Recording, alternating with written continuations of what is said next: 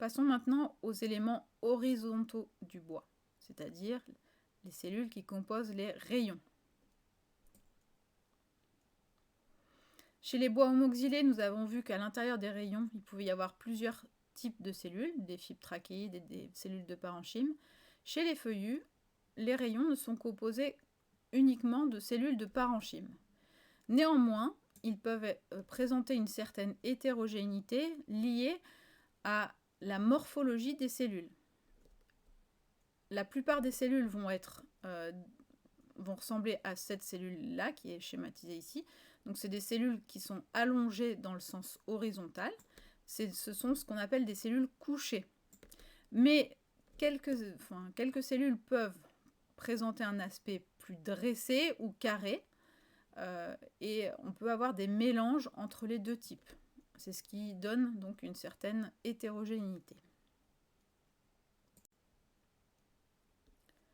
Avant de décrire les types de cellules de parenchyme qu'on peut rencontrer, intéressons-nous d'abord à la sériation des rayons.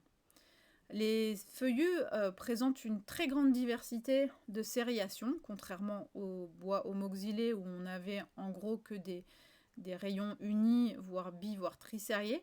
Mais chez les espèces de feuillus, on a des rayons qui sont unisériés,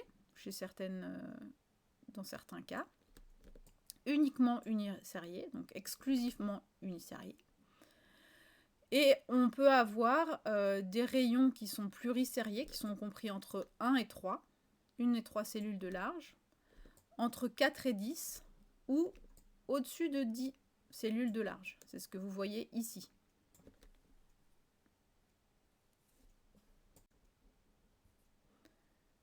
Chez certaines espèces, on peut avoir plusieurs modalités, et même des modalités assez extrêmes.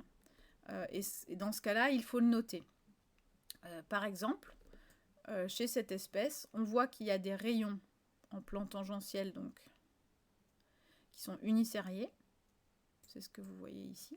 Et des rayons qui sont plus de 10 sériés. Donc on a deux tailles de rayons différentes. Ici, chez ce chêne, on a également des rayons unisériés, très fins, et au contraire des rayons énormes, plus de 10 sériés. Donc ça, c'est aussi une espèce qui présente deux rayons de taille bien distincte. Un autre caractère à marquer dans Yawa, c'est la hauteur des rayons. Et notamment s'il y a des rayons de plus de 1 mm de haut. Donc des rayons très très hauts.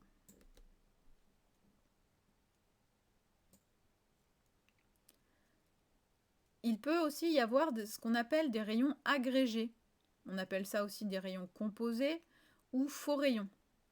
Ce sont en fait une série de petits rayons, mais qui vont se rapprocher les uns des autres, qui vont être très proches les uns des autres. Ce qui va, entre guillemets, simuler un rayon large. Ces faux rayons ou rayons agrégés s'observent en plan tangentiel ou en plan transversal. Et donc, ce qu'on va observer, c'est un groupe de rayons qui vont être extrêmement près les uns des autres et juste séparés par une fibre ou deux.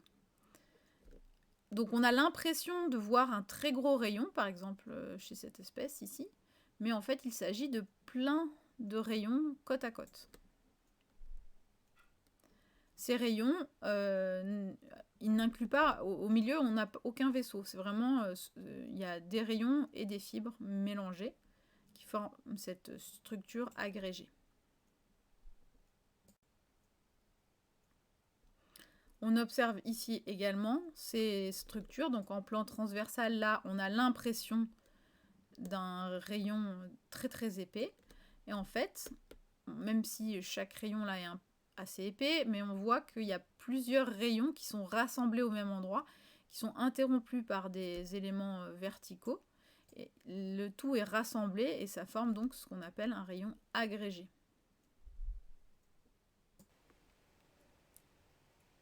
Décrivons maintenant la composition de ces rayons. Chez les feuillus, les rayons sont formés uniquement de parenchyme horizontal.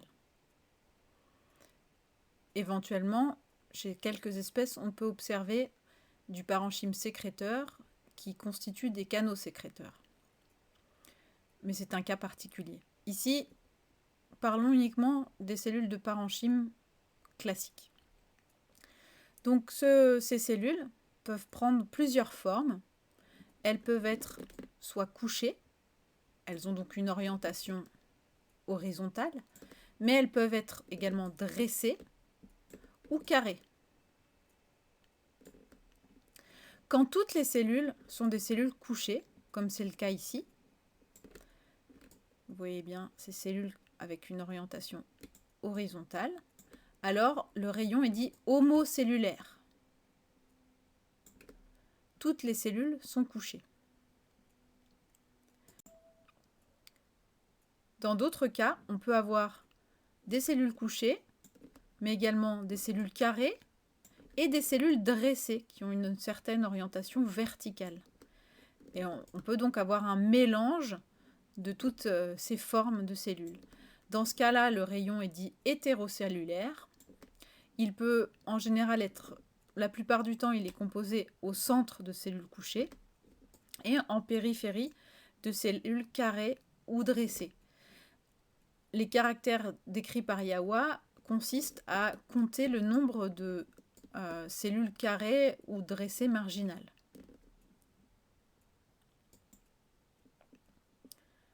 Sur cette image, on observe les différents types de cellules. Vous avez la partie basse d'un rayon qui est composée au centre de cellules couchées, donc avec une orientation horizontale. Ici, vous avez une rangée de cellules carrées ou quasiment carrées. Et dans la partie basse du rayon, vous avez des cellules dressées. Et vous avez plusieurs fils de cellules dressées.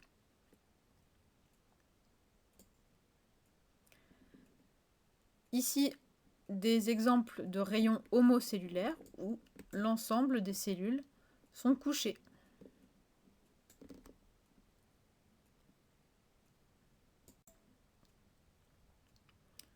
Dans le plan tangentiel, on devine cette homocellularité. Toutes les cellules, ou presque toutes les cellules, semblent avoir la même hauteur. Elles sont donc sans doute toutes couchées. Donc, on peut deviner cette homocellularité en plan tangentiel, mais il faut évidemment la vérifier en plan radial.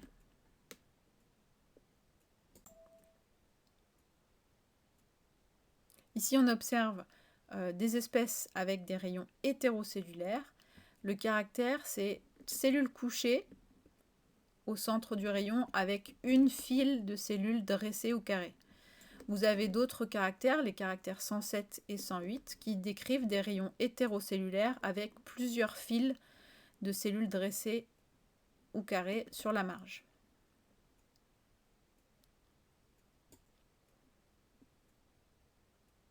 En plan tangentiel, encore une fois, on devine cette hétérocellularité puisque vous observez deux modalités au moins de hauteur de cellules de rayon.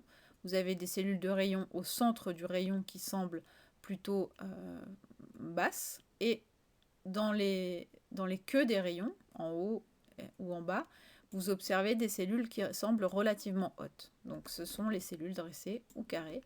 Et donc toujours pareil, on vérifie en plan radial si effectivement on retrouve bien cette hétérocellularité.